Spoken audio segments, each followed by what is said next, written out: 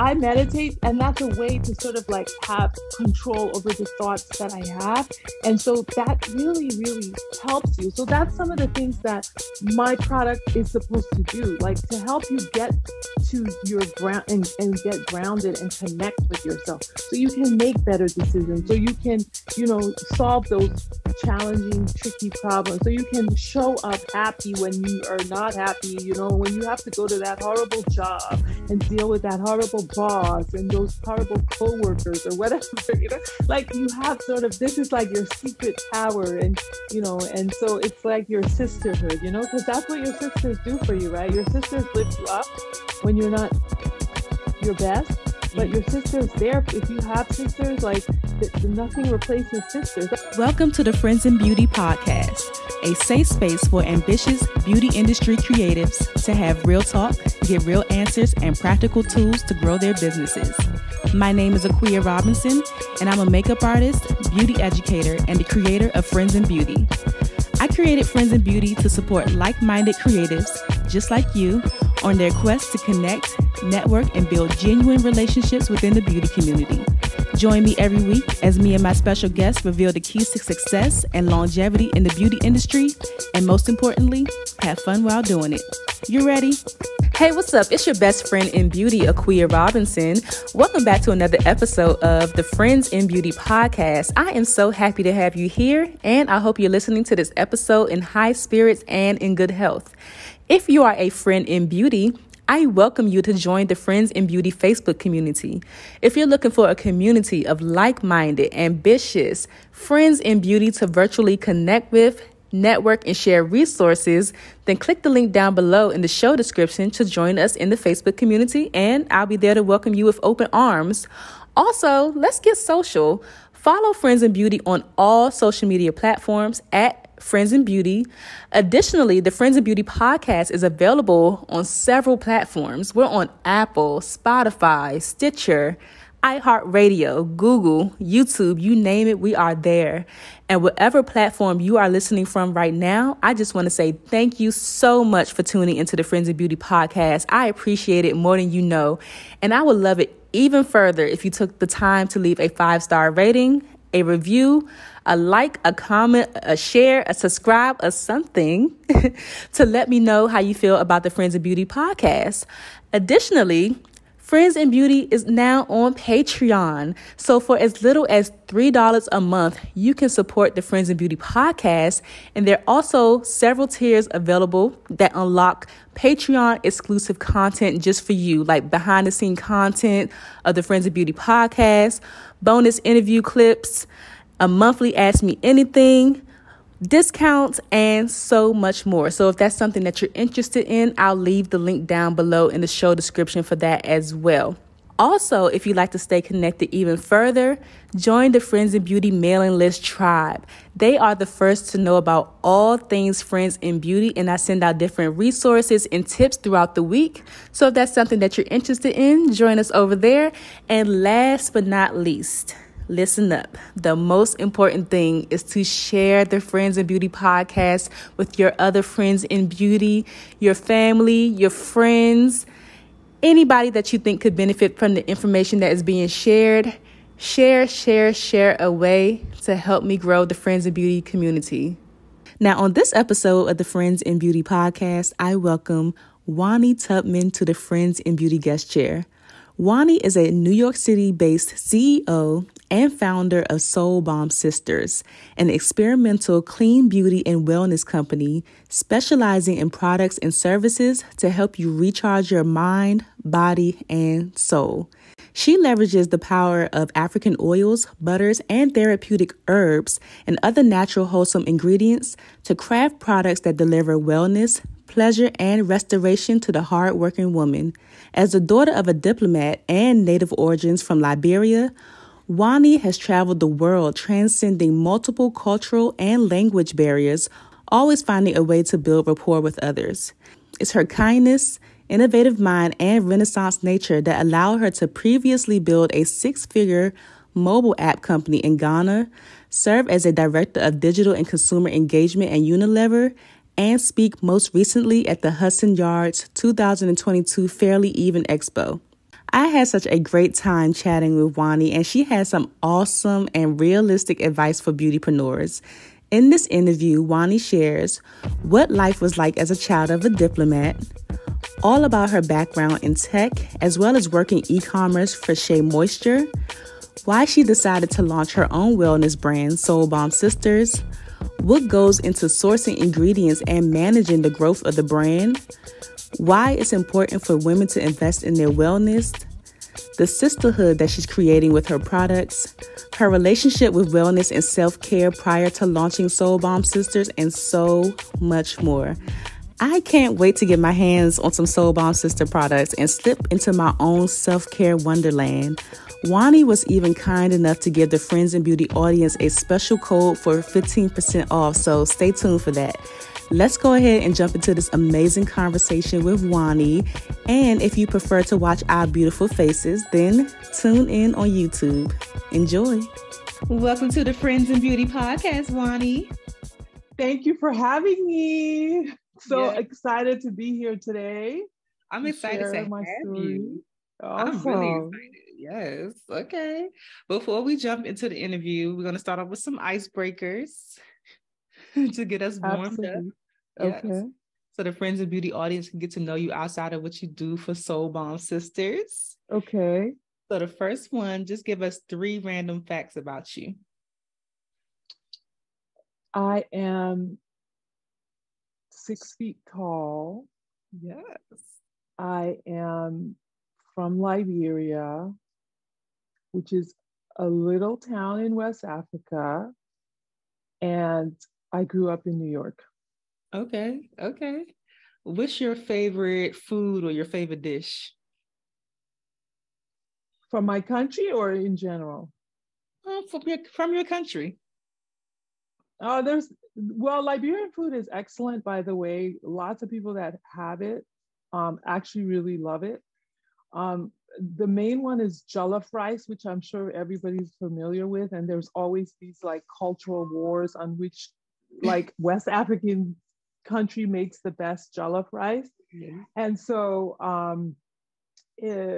but my favorite is something it's called palm butter, which is like a sauce that is made with rice. And we eat, because we're on the coast and we have seafood.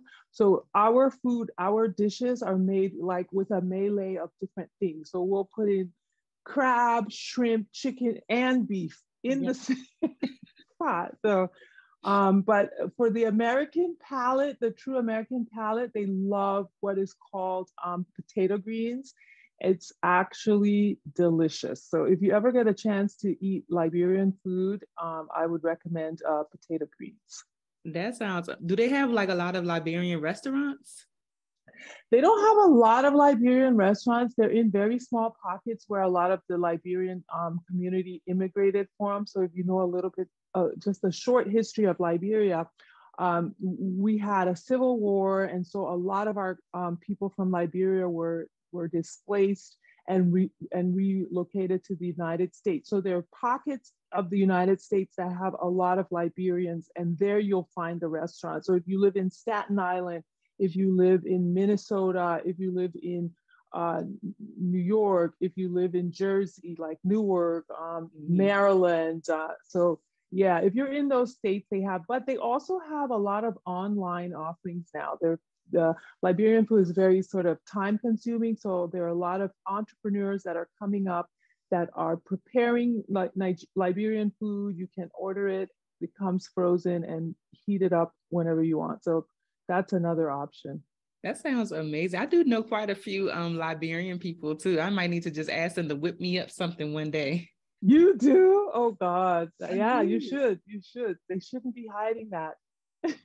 And then the thing about the jollof, I kind of laughed to myself. I think they have it in New York too, but here in DC they have the Jollof Festival, I think it's called the Jollof Festival. They have the different people cook and you get to like taste the different ones. Yeah.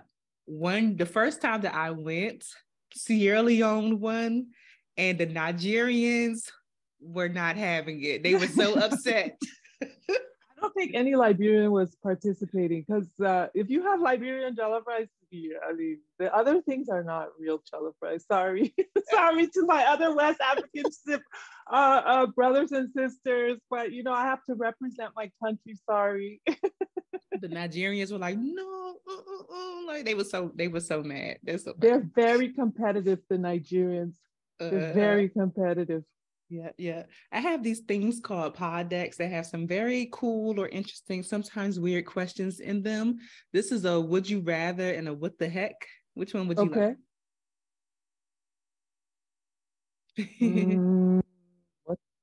What the heck? I don't know. What the heck? Let's go for it. Let's see what it gives Wahne today. We're just gonna pull a random card. Has anyone started a rumor about you? If so, what was it about? Ooh, I hope it was a juicy rumor. Has that ever happened to you before? I mean, you know what? Maybe, but I don't. Not that I'm aware of. People start rumors about people all the time. It's called Twitter. It's called, you know what I mean? But to be honest, if they're talking about you, it means you're doing something good. I just, especially in this day, all publicity is good publicity, they say. I mean, although if it's a rumor, I want it to be like a good rumor. Yeah, like she is so rich. Did you hear how rich she is? Exactly. So you know what I mean? And it's also very Liberian for people to be like, let them talk about me, you know, like it's all good. I like that. What do people always tell you that you're good at aside from what you do professionally? People always tell me that I'm good at advice. That I'm a really good mentor and I should actually be a life coach. That's nice. Yeah. I love that. I think it's because I really want to help people. That's like sort of one of the things I really enjoy. And if I can help someone, especially if anything that I know or experience that I've had, I do love helping that person. And I also really enjoy young people, like mentoring them. That's one of my passions. Okay. When is the last time that you did something for the first time? Last time I did something for the first time. Probably recently, just because running your business, there's so many firsts, right? Mm-hmm. When you run a business, there's so many firsts. And I think last night I set up, so I use this email marketing tool called Klaviyo. Mm-hmm. And I've had it for a long time, but it's just been like not over, you know, I haven't really utilized it as much. So I was like, this year, as part of my goals, one of the things I was going to do was to like really dig into it and like thrive and do it well. Yeah. And that I learned, I sort of took these webinars that they were offering, and I built an audience segment and set up email marketing to send to segments, which is different than, so yesterday. Yeah. But you find as a business owner, I mean, you know, you're an entrepreneur as well. There are a lot of firsts. Absolutely. I totally agree with that. Yes. What's a skincare or body care product that you can't live without? Oils. I'm addicted to oils. Oils are life. And we're going to start doing a lot of oils coming up in this year, but I love oils. Okay. Yeah. And the last one, if you weren't the CEO and founder of Balm Sisters, what else could you see yourself doing? I would be a hairdresser. A hairdresser? A fashion designer or something like that. Yeah, I would. Okay. Have you ever dabbled in that before, or that's just like something you wish you could do? I mean, you know what? I always wanted to do hairdressing, and it was just something that wasn't like encouraged, right? In my family, you know, I come from a family of lawyers and, you know, like very professional people. And they were like, you want to be a hairdresser? Why? You know, so, but I almost did it. And then I'm too old to do it, but I love doing hair. And so I think that if I had, you know, it's a very taxing job in terms of like you're on your feet all day, but I like people. So I feel like especially like hairdressers are like therapists. I would have been an amazing hairdresser, like, you know, running that as a business, because people would confide in me and tell me I'm interested in people, and I think it would have been a whole lot of fun. Okay, I can see that. I can totally see that. Okay, thanks for sharing with us. I'd love to just go ahead and jump into it. I would love for you to tell us about your background, just like about coming from Liberia, how it was like transitioning into the new life here in the States. Like, how was that for you? So it was, I lived here when I was very young. Like, I've done my whole education in the United States. So when I was in kindergarten, my family moved to Manhattan. So it wasn't really like, for me, it was actually very exciting, right? Because it was like, oh, you know, you hear of America, especially if you're like a young kid from West Africa. Like, America is like this amazing space where, you know, everything is magical and everything is perfect. And, you know, so it's almost like going to Disney World, I guess, if I can equate it to that, you know, like, oh, we're going to Disney World. That's the same sort of feeling. It's like you're going to this sort of magical place. Okay. I love that. How was it growing up here with like you said, you mentioned it a little bit, just with your family being into, you know, politics and everything. Any pressure? I mean, it was challenging because I'm old. Back in the day, it wasn't the same like it is now, where people are sort of more accepting of foreigners and people from Africa, right? Like, now it's so amazing to me that I can hear Afro beats on Hot 97. Like, that would be like, when I grew up, that was like, never ever would that happen. The fact that Burna Boy and Wizkid and Davido can sell out like Madison Square Garden and all these sort of big stadiums is incredible to me. But growing up here, it wasn't like that. You know, my father was a diplomat, so I had a little bit of that sort of like privilege, right, in terms of you know, just having a different sort of way of life. And when I went to school, we lived in New Rochelle, New York.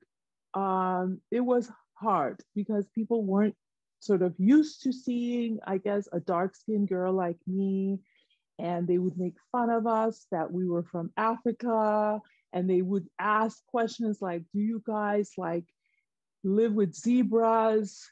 And, you know, just like very ignorant type of questions. And there was no internet for people to even have a visual of like someone living in Liberia, in Monrovia, is like someone living in Long Island. They have the same, you know, obviously it's not as big and but there's no zebras, right? It's like, I have pets like a dog, like you have a dog. I mean, but it was just such a foreign high concept for a lot of people to imagine, like what it was, you know, like life in America. So it had its challenges, right? And I had an accent, right? So I didn't have like sort of this I don't know. I have an accent, so a lot of people could tell that I was different. You know what I mean? So sometimes it worked in my advantage, and sometimes it didn't. Sometimes it would be very isolating, especially when I was your teenage years, where it's really difficult for, you know, when you're trying to fit in, and then there's all this issue of colorism and stuff like that. It was hard. It was hard for me.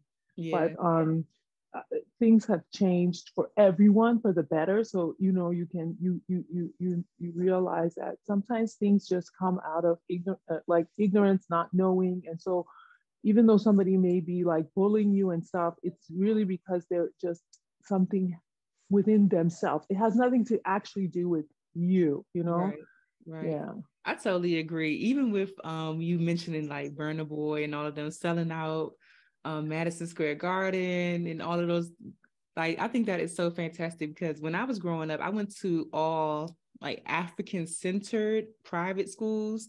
So at those schools, like we didn't wear like jeans and, regular, American clothes. We had to wear like African print, like clothes, like Oh, every day. wow. So I went through a little bit of the bullying or teasing for wearing African clothes. And I tell people all the time, like it's so interesting the time that we're in. I'm happy about, the advances and the recognition and, the acceptance that, Africans or, people from foreign countries are getting now. But when I was growing up, I was getting called African booty scratcher, like all types of things for wearing African clothes. And now it's like a thing for people to be, dressing in their Ankara. Like, I love Exactly. it. It's like a But pride, but when Yeah, I was growing up, I used to get teased for wearing African mhm, clothes. Like, it's crazy. absolutely. Yes. I was right there with you. I mean, I Mhm. didn't even wear African clothes, but it was more like she's an African, she's not one of us. Mhm. So, what is it like being the daughter of a diplomat? What exactly do diplomats do? So they represent your country. So my dad was a diplomat to the United Nations, and they represent your country. So they're like the ambassador for your country, right? So they're like, if there's anything that your country needs from a political standpoint, the ambassador would be sort of like, it's sort of like the president in the country for that country, right? Mhm. So I mean, it's not that it doesn't really impact me like in terms of a day to day, but what it means is that you travel a lot because it's you live in lots of different countries, and then you also experience lots of different cultures, right? Because a diplomat has to goes where they need influence for their country, so you get the opportunity to sort of live in different places and you move a lot, and that is a curse and a blessing, because moving, when you're growing up and you have to travel and learn new things and make new friends, you lose old friends and you're always sort of at this starting over again. So it made me really resilient, like in terms of like, okay, I can do this. I'm okay with change doesn't scare me. I look forward to new challenges because that's sort of how I was brought up. Okay. So, you lived other places other than New York too? Yeah, I did. Wow. You have siblings? Yeah, I do. I have two sisters and a brother, so we're four in total. Wow. And Okay. I'm the Okay. oldest. I'm sure that was a lot of pressure too. Yeah, yeah. Being the oldest. Okay. So, what were you doing before you launched Soul Bomb Sisters? So I've been in. I started I was working as a marketing director at for a big beauty brand. I work for. I'm sure you've heard of the brand Shea Moisture. Mm-hmm. So I used to do e-commerce stuff for Shea Moisture, and before that, before I was in beauty, I used to work in tech. I used to develop software applications for banking, uh, software applications for banks, and I was on the team of these sort of banking technology teams. So I worked in that industry for a long time. Mm-hmm. I got my master's at NYU in interactive telecommunications, and then I started I fell in love with the web and web development and stuff like that, and then I was more focused on user experience design, and because that goes back to my love of people, and then I wanted to learn more about marketing, so then I moved into the beauty and marketing space. Okay, I love that. So, what was going on in your life when you created Soul Bomb Sisters? Were you still working at Shea Moisture, or that came like later? No, yeah, I was still working there. I think I always wanted to do my own business, right? Mm-hmm. Because I love the idea of the flexibility of like my own time, right? And also I was a mother. I have a young son. Well, he's not young anymore, but I had a son at the time. And so it was also having the background in tech. Tech is something that I encourage a lot of women to actually pursue, because you can always do like a lot of freelance work for tech, right? And that was something I was used to, like, okay, you know, if I had to work, I can work from home and then still be there to take care of my son. So having a strong background in tech is really like empowering for women. But I was also like wanting to do something that was my own. And I started this business, Soul Balm Sisters, with a friend of mine, and she was doing bath bombs. And I was like, well, I don't really know anything about that. I would bring in the digital marketing type of experience to the business and do the e-commerce and sales and stuff like that. And she was actually going to make the products because I didn't have any experience in product development, right? Okay. And then it didn't feel like it would be a conflict for, you know, working at Shea Moisture. And so we started, but then it didn't work out in terms of the partnership. And so I had invested like a lot of money and time into this business. And I was like, well, what am I going to do? Am I just going to quit and like lose all of this? So I have to do something. So, okay, I took a course on formulation to learn how to formulate and to create beauty products. Okay. And I started doing that, and I learned to make the bath bombs. And then we got into other, like now we do shower steamers, which is our sort of main SKU. I formulated that. I just started learning, right? Because and that's why I was saying, like, from my tech background, when you're in tech, you're always constantly learning because technology changes. And so to even be able to do your job, you need to constantly be a student as you learn the new languages or new processes or new tech tools to help you deliver. So I took that sort of way of being I carry it into everything that I do. So I learned how to create stuff. I'm actually learning now how to be a better CEO, because that's also a learning curve, how to manage my business, how to, get it in order and stuff like that. So that's how I got started in my business. That's fantastic. How long did it take? So after you took the course, you learned how to formulate the products. How long did it take for you to get the formulation right prior to launching? So the course was it was a 1-year course. And so, okay, formulating products, there's something called anhydrogenous, which is products without water. And so if you want to start as a formulator, that's where you should start, right?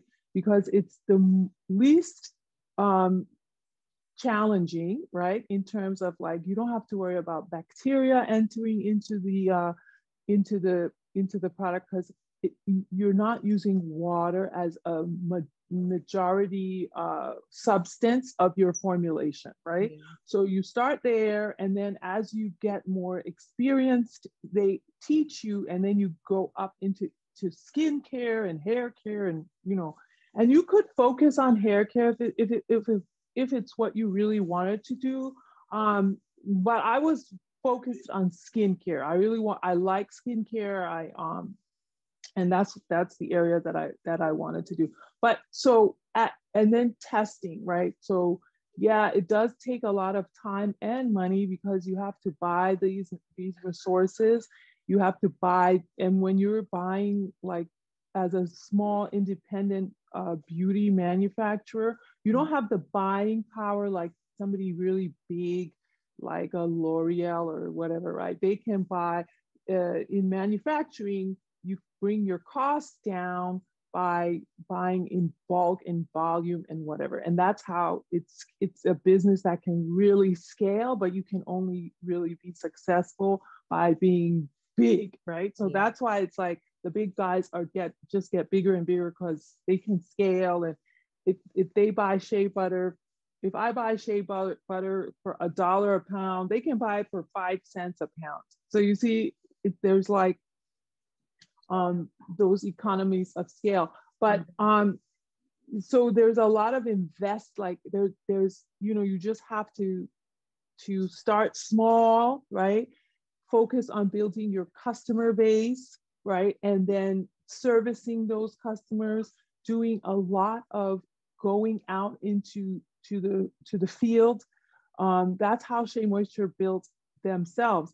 The wonderful thing about Shea Moisture was a Black manufacturing family-owned business, right? They were manufacturing their stuff. A lot of beauty brands don't manufacture the stuff. It's actually really harder to do that because you need to have operations, marketing, and innovation and all of that stuff. A lot of people just go to a manufacturer, they make their product, they put the logo on it. Obviously, they have say in like how they want it formulated, but they take that whole part out of, the whole like manufacturing part out. They give it to a third party.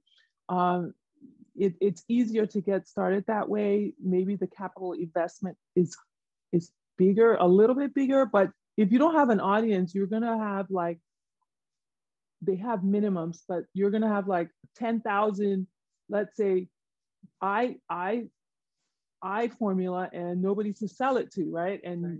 If you deal with natural ingredients and natural products, they have a shelf life. So you have to sort of balance like how you grow. Like growing your business is very much a sort of a dance. Mm-hmm.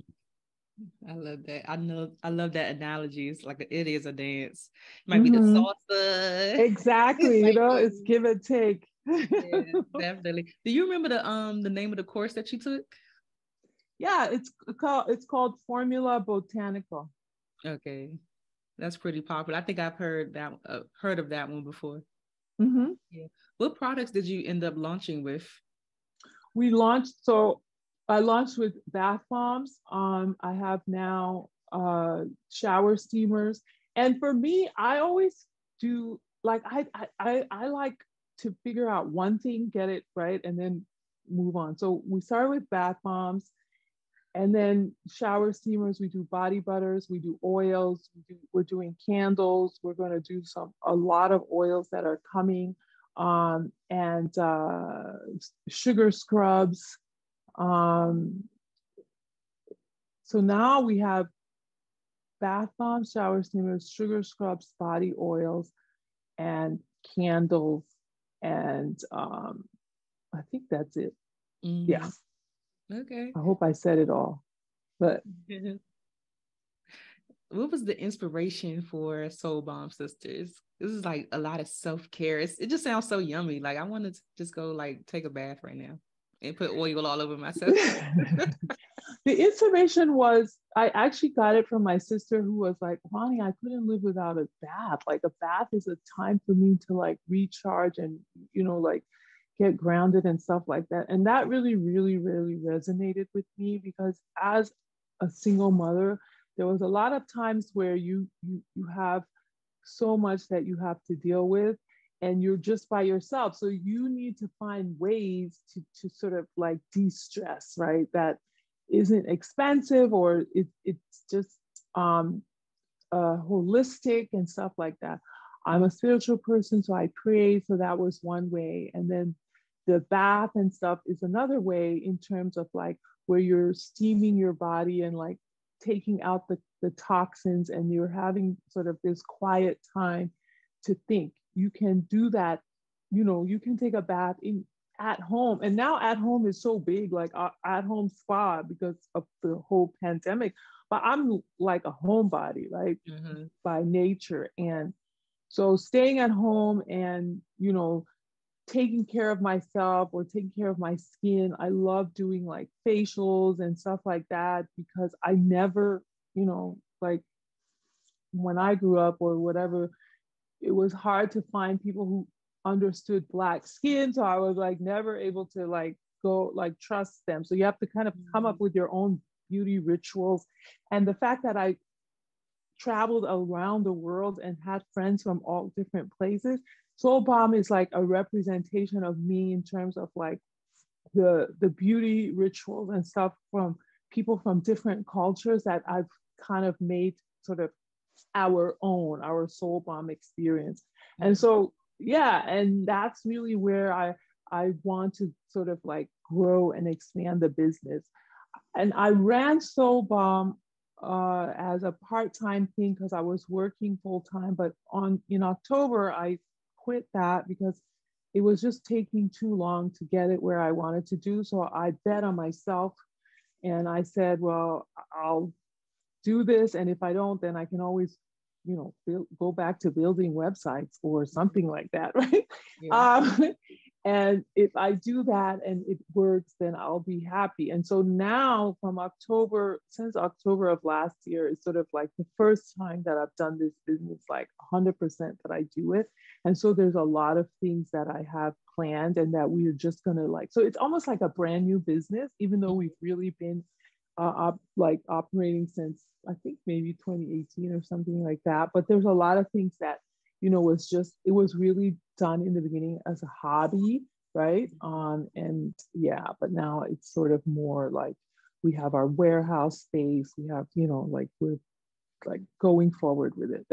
That is so cool. So how do you take your experience from tech and Shea Moisture, and how does it show up in Soul Balm Sisters? Yeah, so Shea Moisture was really known for innovation, right? And being able to sort of turn innovation around in a really short period of time. The also thing which I took from Shea Moisture was they really were like out there doing a lot of grassroots sort of talking to their customer. They were meeting their customers where they were. They were not just like unknown face. So people like really embrace the brand. So I really take that from them, which is like making sure you understand the person, the community that you're serving, and then design for them, and the rest will follow. From tech, I obsessed with data, and so I know the power of data. So even though you don't, if you know how to understand data, like I live in Google Analytics, I focus on SEO. There's just so much data that I use that to even tell me like, hey, what I should be focusing on in terms of innovation, in terms of messaging and stuff like that. So that comes from that. And then, yeah, so those are the areas that I take to bring to my brand. Very, very nice. Aside from, having to learn how to formulate your own products and everything like that, were there any other challenges that came up with you launching the brand or operating the brand now? Every day there's a challenge as a business owner. Every day, like, with the pandemic, it brought a lot of shortages of raw materials, right? So you couldn't get your things. That impacted my Christmas because I didn't plan ahead to have the raw materials that I needed to make the product. So that was an issue. Those things you have to deal with. Managing your customer experience online, you can blow up really quick. And then sometimes, like if one blogger talks about you, which has happened to us, we got featured on this podcast called Forever 35, and a random caller called in and wrote a letter to them and said how much they loved our product. And that it was like a huge success for us, right?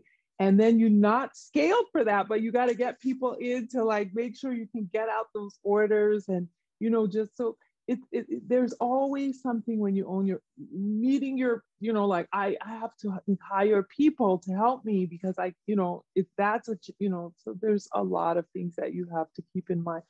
It's not a job. Like people think, oh, I run my own business and I can do what it is that I want. The fact is, yes, you can do what it is that you want. But the thing is that because nobody's like checking for you or nobody's like holding you accountable, if you don't hold yourself accountable and you don't say like, I'm only focusing on this, and you're not like self-disciplined and directed, you'll spin yourself out of control. You'll be like, you can work 24/7, because your business is your life. So it suits me because I do like to work, but you have to like do it, like have very focused and intentional direction. for your growth. Yeah, I used to be glued. Oh my God, some years ago, I used to be glued to my laptop. Like my laptop would go every place with me. I was always on that thing, like doing something, but I had to take a step back and just, yeah, it was too much. It was too much. Like, why do you think it's so important for women, like women in particular, to really invest in their wellness? Because we carry the weight of the world, to be honest. We are the ones that have to deal with so much. And a lot of times, I think because of our nature, we're the mothers, we're the caregivers, right? And so sometimes the caregivers, you're not, who's taking care of the caregiver, right? And so you have to put yourself on your to-do list, because then you have actually more to give, right? And you want to give in a way that is from a place of happiness, not a place of obligation or being dragged down or like miserable. Like I give, and you and get nothing. Like you you can have that sort of negative attitude, but so to empower you to help you to like build your inner strength and to fill you up with the things that you have, that you're giving to your children, to your job, to your husband, to your family, to your other. You gotta remember first to fill yourself up, right? I know it's an old cliche, but if you really think about it, if you're exhausted, you like spent, it's like in England, they have this thing, I'm spent. Like I've given everything, right? Mm. You have to take some in so that because you want to give, but you got to give yourself too. And that will stop you from getting the wrinkles or getting sick.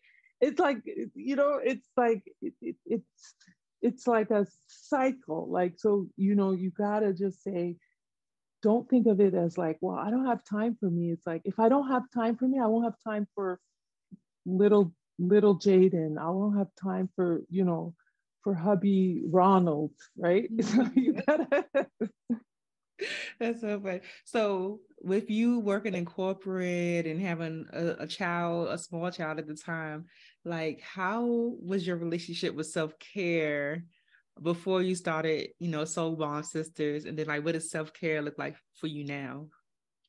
Yeah, I never called it self-care. For me, it was more like I would take care of myself. Like I love like green drinks was one of my big things. I always had that. Like I loved green drinks. There was a time like when I was younger, I used to do bad things like smoke cigarettes, right? But that was like when you were in college and you're being foolish and you're just like, and I do think there's the time for that, right? Like you have to sort of like grow up, right? So I wasn't like, like getting enough sleep and all of that stuff. I still am guilty of not getting enough sleep, but I don't think you have to be like 100% successful. But I think if you just even say like, okay, this month, like a lot of people apparently are doing what they call dry January, where they're not drinking. But my friend was telling me today that, instead of trying to say dry January, say moist January. So it's like, you don't have to feel like I got to give everything up. Yeah, it's moist is more like it's not dry. You can have maybe one drink or, So that wouldn't even work for me. I don't even drink that much to have to like eliminate it for the whole month. I probably could go the whole month without drinking anyway. Yeah, but a lot of people, some people, you may be going to the gym, maybe right, journaling, maybe your skincare. It doesn't have to be like maybe cleaning out your closet, right? Maybe like making your environment is like 90% of very important for our mental health, right? Mm-hmm. If you live in a house that's cluttered and like wall to wall or whatever, you can't think. I don't care what you say. It's like you'll see the difference when you clean up your desk. Mm-hmm. Just even start with your pantry or anything, your drawer where you keep your accessories. Organize it and see the difference it makes. See the lightness, the heartfelt feeling when you open that drawer and it's organized and you can find your 10,000 collection of earrings that is going with that outfit that you're about to put on. See how much of it. And that's self-care. That's just saying, like, I'm making space to bring happiness into my home, into my life, into my whatever. It doesn't have to be a big thing like, going to the gym. But I mean, obviously, if you can do it, do it. If somebody says, let's take a girls' trip, try to take it. That's part of it, right? Because you need time for yourself too. Yeah, that's so true. I cannot operate in chaos. And that's always like that's the way that I always know that something is going on. If my space starts to get junky, I'm like, oh no, I need to organize this and clean. I cannot even like function right if my stuff is not like together. Yeah. And even if you have like a day of like a day of like everything is an L, but you just decide like, okay, you know what, I'll clean out this fridge. That's a win, right? It's something that you did that maybe it wasn't on that to-do list, but everything was just going left. But it also helps you like, okay, look at how beautiful go buy yourself some flowers, see how that'll put a smile on your face. Spray a scent in your room. Open the window and let fresh air in. It's the little things. It's the little things. What are your top 3 favorite products from Soul Balm Sister? I know they're all your babies, but like, what are your top 3 favorite? I love the eucalyptus and mint shower steamer, right? I adore my sugar scrub that I use with the African exfoliating net. Literally, it is something that just makes me feel so good about myself. I don't even know how to explain it. It's I feel clean and I feel fresh and I feel new. I also love our oils. Yeah, I love the oils and the new oils that we have coming up. If your listeners subscribe to our mailing list, we have some new oils.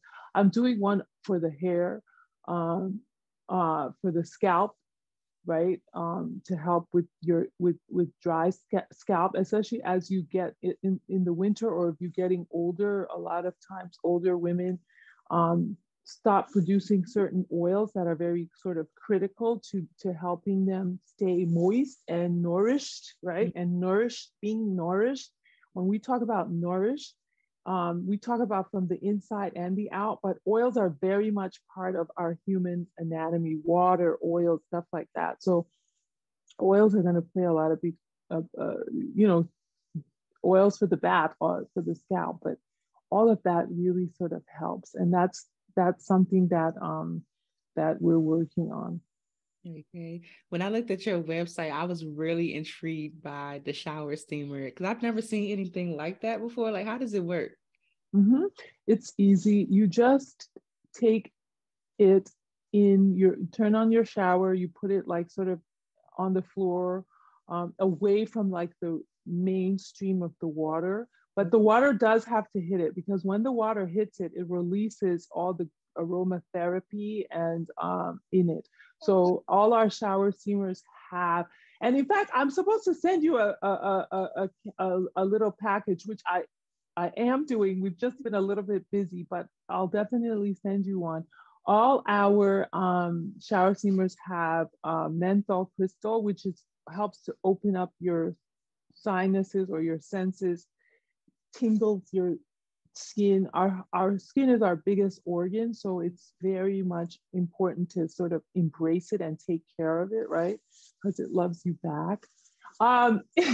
Anyway, so the shower steamer, you put it on the floor, the water hits it, and then it starts to release this aromatherapy scent, so depending on which one you get.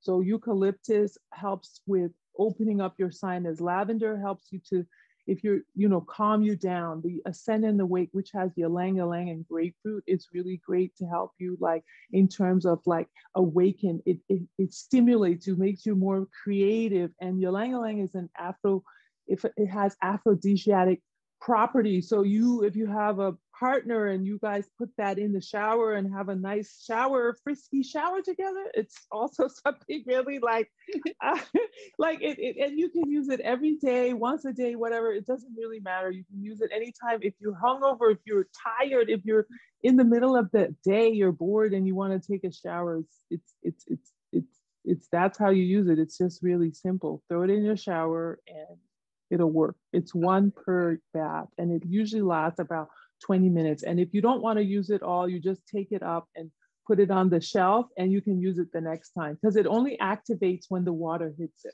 I like that. That sounds so cool. I can't wait to try it. Yes, yes. Oh my, and Forgive me for not sending it sooner, but you're definitely getting that. I'll be patient. Yes. Patient. I'm definitely going to do like a whole like get ready with me or something. I gotta show people how this thing works. And then also to your point of the African exfoliating the washcloth. Yes. I got one of those when I went to Senegal last year. And anytime Okay. that I use it, I just feel like my skin is like brand new. Like it's just like nice little scrub for the body. Get your back and all that. It's like exactly. long. I love it. And we give that out for free with the purchase of the big scrub. So if you want to try it and you've never tried it, and you buy one of our 8-ounce scrubs, you'll get one as a free gift. So y'all have to try it. Your skin would thank you. You have never experienced anything like this before. Not even a loofah or like those other things it's not the same as that.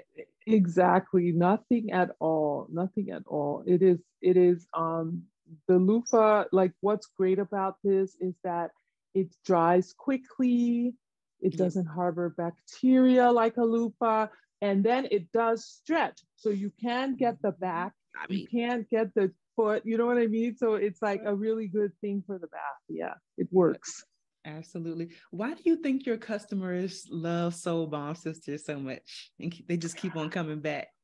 I think they love the products. I think they like that it's it's made by someone they can actually like talk to if they really sort of wanted to. And then also when you get a product from us, it's wrapped like a gift. So it's like we use like ribbon and our lavender signature lavender tissue paper and our brown satin ribbon. So you feel like you're getting a nice little gift for yourself. And it's a little extra, but I feel like I want you to feel happy when you get it. So I think that's what our customers like. They really love the product, and they feel like it's made by a company that has values as similar to their values. And they can reach out to us if there's something that they don't like. We will listen, we will make the adjustments and stuff like that. And also they're really part of our innovation.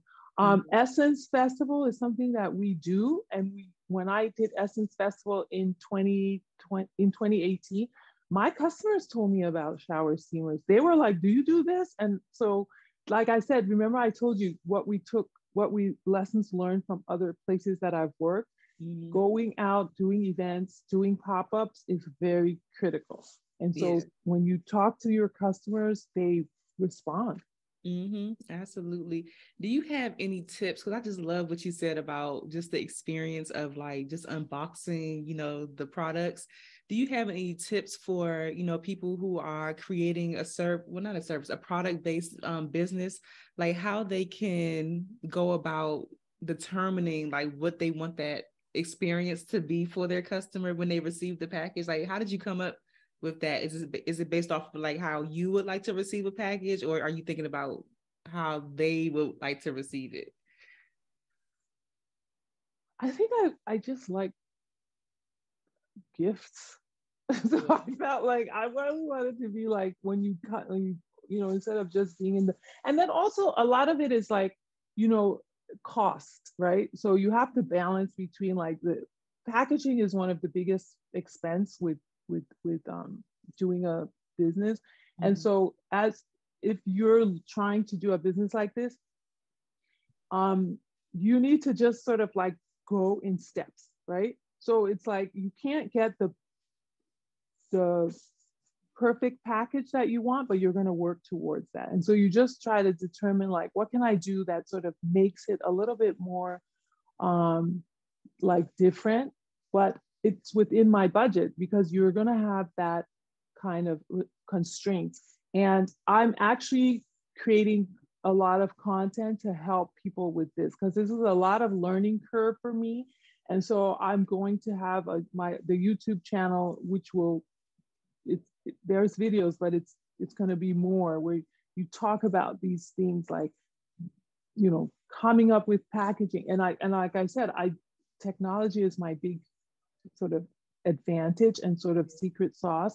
So, setting up your Shopify, things like that people may like, that's all part of the learning curve that you have. And even if you're a tech person, there's still stuff to learn because the technology changes. So I really want, like, as I learn, and I want to, like, I record and share my journey. So it's just a test and learn, and touching base with your customer whenever you can.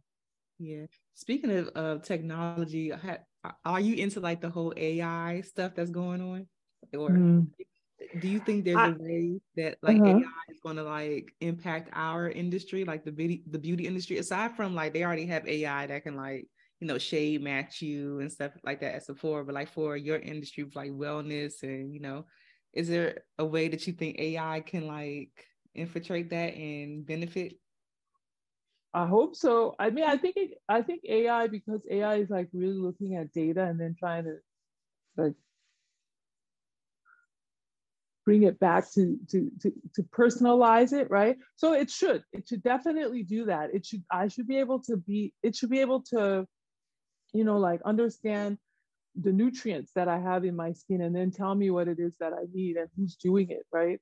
It should be able to, because AI, for me, the way I understand it is leveraging data to make intelligent guesses or prediction about that individual person, right? And so it definitely is going to have positive impact.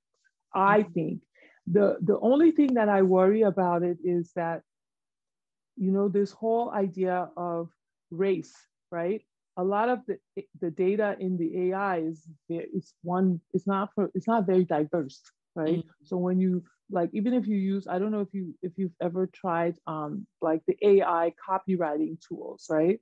And you'll see like some of the things that they don't know a lot about Black history, or they don't know a lot about Black stuff, just because a lot of, if I look at like African stories and African history is not written, right? So if we're only relying on AI, it's like as if this whole thing doesn't even exist. You're going to get a very like secular, is that the right word? No, a very like singular point of view, right? Mm-hmm. So it's really important that we participate in this economy, because otherwise, if we are feeling like sidelined, it's going to be even bigger. I agree. Yes. Okay. Can you, because I'm really like getting into this AI stuff. It's like really intriguing to me. So I'm just always trying to see how it's going to like shake our industry up. But can you speak to like the sisterhood that you're creating with your products and why that was important to you, like when you were creating Soul Balm Sisters? Yeah, I mean, I really want to do this business with my sisters, and they don't do it yet, but my goal is that they will. But I feel like, again, because it was really focused on women that, like, who are these superheroes and taking care of everybody, that your sisterhood is really like your other family, right? Your friends are the ones you go to when you have things that you need to mull over, right?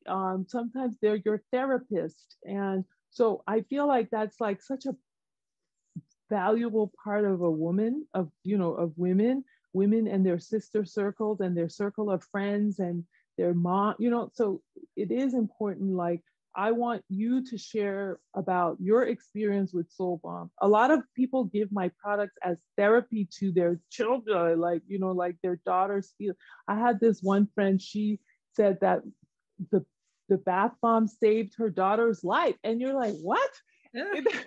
But she was like, yes, honey, I would just put her in that tub, put the bath bombs, and she would just like, the warmth of the water, the aroma, the oils, it would just comfort her, right? Mm-hmm. And sometimes it's just about feeling comfortable. It's not always like this directly is changing your emotion, right? Because our biggest issue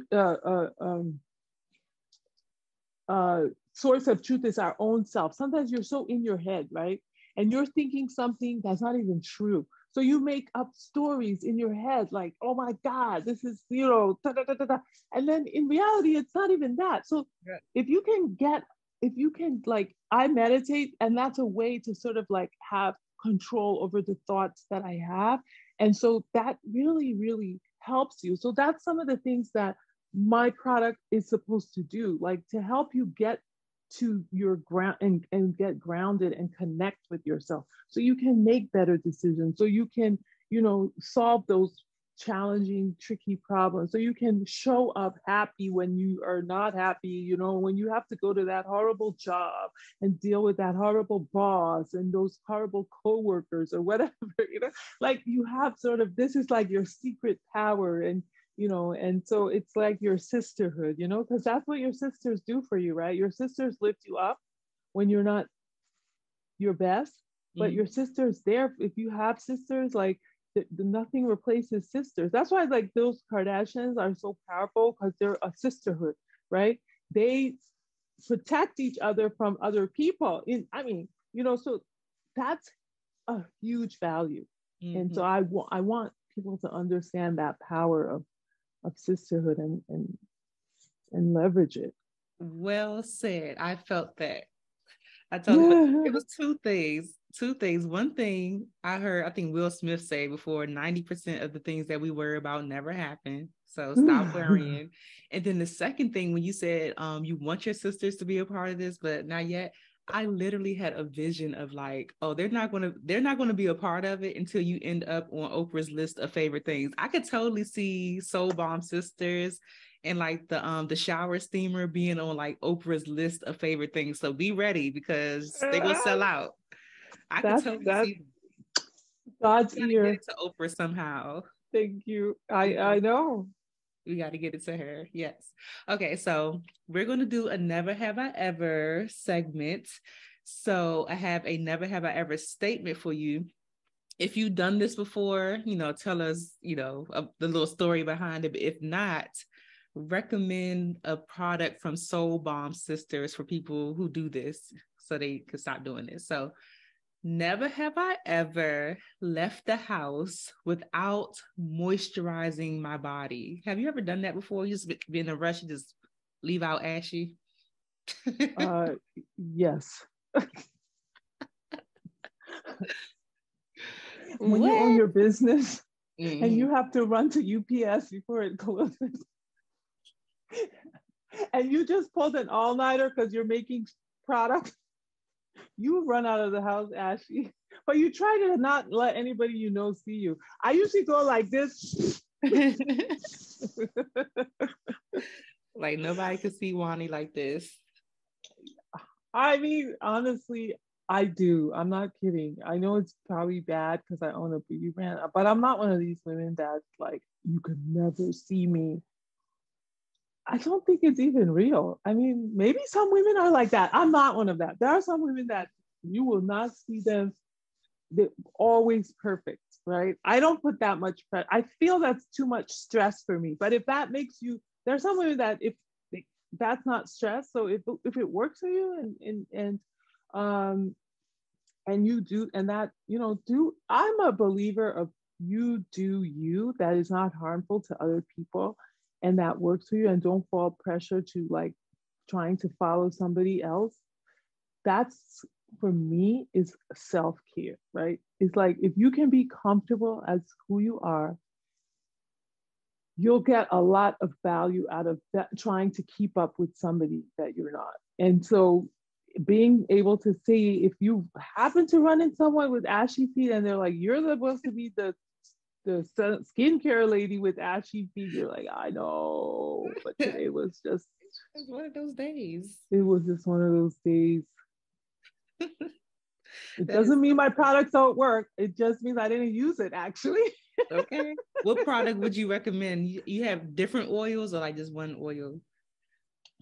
I have different oils. Okay. Well, right now I have different oil scents, but it's right now one oil blend. Okay. They're sort of a dry oil blend.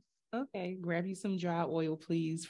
Yeah. You might have to keep like a little small, like sample size or something in your purse. Like, yeah, I create like a little travel size one, but the dry oils is a blend. It's like it's not made. There's different types of oils that you can have dry oils and sort of what they call wet oils, and mine is a mix of both because oils have different properties, and so some of them are more absorbent and go deeper into your skin layer, and some of them sit on top of it. So you have to have a combination of that because you need something to sit a little bit on your skin to sort of let the moisture escape, but also something to penetrate it. So I feel like what we have is like sort of a great blending of the two. So when you use our dry oils, I usually use it in the shower. I usually take like a steam shower, my pores open, I wash, I scrub, whatever. And before I get out of the shower, I put the oil there. And then sometimes I'll use a cold water, like, because cold is also very important. And then get out and then dry off. Because I like to be moisturized, right? Yeah. And then I sometimes put additional, especially like on my legs or my, certain parts of your body, you need an extra layer. So you do the body butter. My body butter has a little bit of hemp seed oil, which is also really good for dry skin. Mm-hmm. So I love the blend of, it has shea, it has cocoa, and it has this hemp mix, which I think is really, really good. Okay, I love that. Now you spoke about it a tiny bit earlier about like the cost that goes into, operating a brand. But is it expensive to have a wellness brand, like, was it expensive to like start up? Did you have investors or was it like out of pocket? It was out of pocket. That's why I had to stay at my job. It is expensive. Yeah. Yes, it's expensive. Mm-hmm. Okay. But I don't have a hobby. Like, that's my hobby. Like, for me, I felt like I would rather, like, I love technology. So I would rather spend $20,000 on a computer than a handbag. I'm not going to buy a Gucci shoe over a lens. Do you understand? So, but that's just me. Like, I'd rather shop at H&M and buy and take my money and buy something that I can create with than I look good. But that's just me. I'm not judging anybody that does that. I'm just saying, like, you have to decide how you want to use your money, because if you want to start your business, you have to invest. And some are not as expensive as others. Like I said, you can start small, you can start one by one, you can start selling to your family and friends, and then you can grow, right? Mm-hmm. So if it's something you really want to do, just start small. Okay. Do you have anybody on your team that helps you, or are you a one woman show? I have somebody. I have some people that help me. Especially when we have sort of broader or bigger audience. Bigger orders. I hire like someone for those specific days. Mm-hmm. But I don't have a full. I use consultants right now. But I don't have a full-time person. That's something that we're hiring for. So hopefully that happens soon. Okay. Do you have any tips for people who want to transition from out of their jobs and do their business full-time? Did you have like a plan, or you just did it like, okay, I'm ready? I kind of jumped in, but that comes from my background, because I'm used, like I told you, in my background, we traveled all the time. So one day we'd be like very happy sitting with all our friends. And the next day, okay, we're moving in 3 months.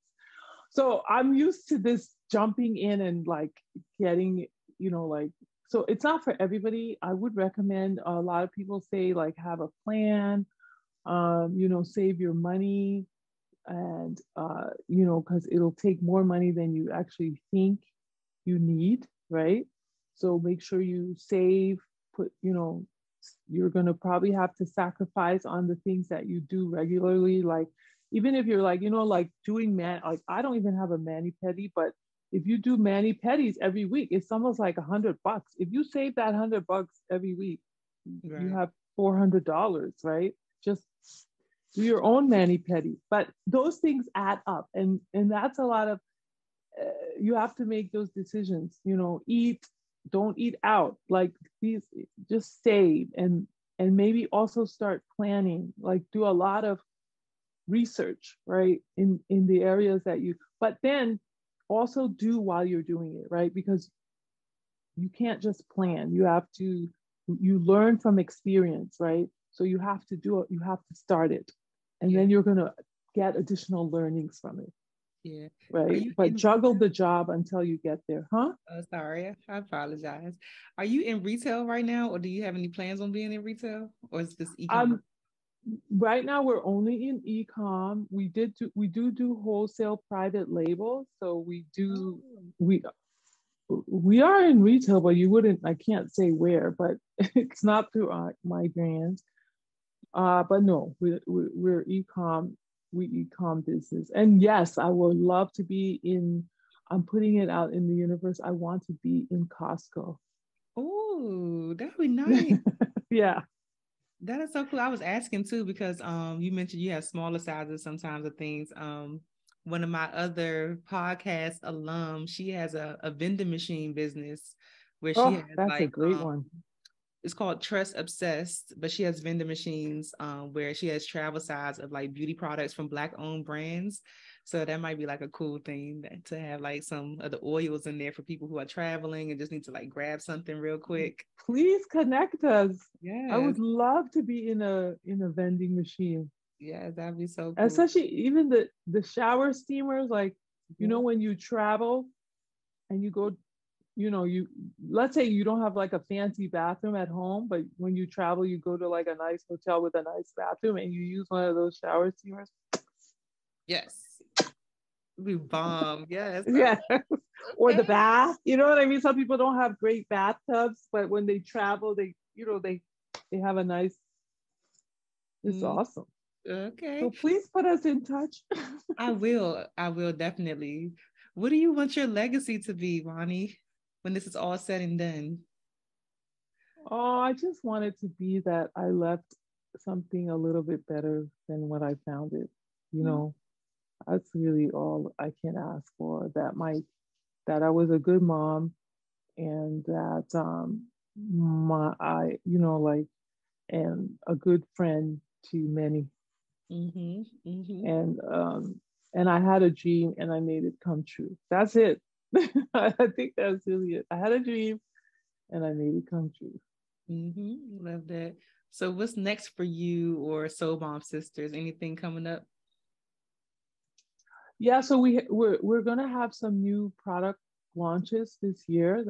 That's happening. We're gonna be working a lot of things for your environment, so you don't only have to do it like aromatherapy through showering or bath, but you can be like working at your desk and get energized or feel relaxed or whatever it is that you sort of change your mood. So we're gonna have a lot of things focused for the environment, not only just the bath and shower. And then I told you we're doing the oils for the hair and stuff like that.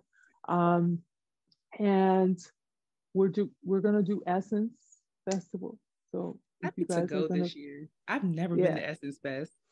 Oh God, you'll love it. I need to go this year. It's like must. It's like, you have those bucket lists in life.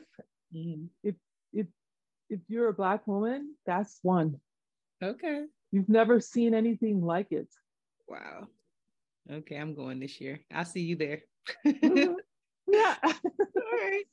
So before I let you go, I have to ask you the Friends in Beauty rapid fire questions. So whatever comes out first, just, spit it out. So first one, what are the top 3 keys to your success so far? Community, Mm-hmm. having a good network of, and So community is 1. Give me 2 more. oh, 3. Okay. Uh, uh, time and attention. Time and attention. I think because I sort of like this is all I do, and I've given it the time. I feel like that's going to lead to my success. The time and time and focus, and then what else to my success? I think my family. Yeah, my family. Yeah, that's support. Who are cheerleaders for me. Yeah. Okay. How do you measure your success? Well, I will measure success if I'm able to make a living with my business. Mm-hmm. Yeah, that's for me is like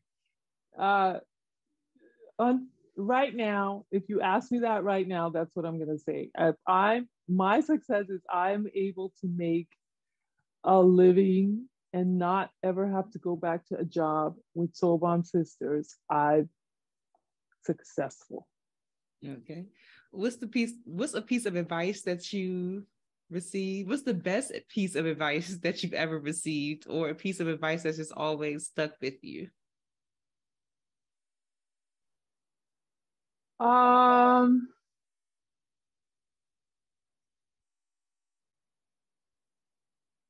I think I learned so much from these entrepreneurs that I've had the like opportunity to be surrounded Mm-hmm. by. And but the thing that does come to mind is sort of my a spiritual mantra that I say to myself, which is trust in the Lord with all your heart and lean on to Him with lean on to Him, because I feel like there's so many unknowns when you go out and try to do something new, right? Mm-hmm. And so you don't know if what you're doing is right, or you don't want to make any mistakes because some of the mistakes are costly in terms like that. And that's always something I have to remind myself, like to go to God and ask and trust in Him and lead from there, right? And that comes from my mom, who always, whenever I asked her something, and when I was in college, and and she's like, well, pray. And I always try to be frustrated, like, well, that's not what I want, like what I want, but I finally get it in terms of like, like that's the advice. It's like, and that I think is the whole sort of reason why I do my business. It's like, if you're able to touch your spiritual side, even if you don't believe in God, but you really have to go somewhere, because you are like, it's like, things come at you, and you just really have to be sort of a resilient person, right? Mm-hmm. Don't pay attention to Instagram, because it is just full of lies. Like, nobody's putting their terrible, bad, depressed day on Instagram, right? They're putting these sort of images that are not always true. And people look at that and they think everybody's made it, everybody's got it easy, and it's not true. You have to remind yourself that, even if you're starting new, it's going to be hard, and there's going to be some good days and bad days, but don't compare yourself to others. Mm-hmm. Just make sure you're doing what you need to do, and that's all you can ask, and that's all you can do, and the rest will follow. Absolutely.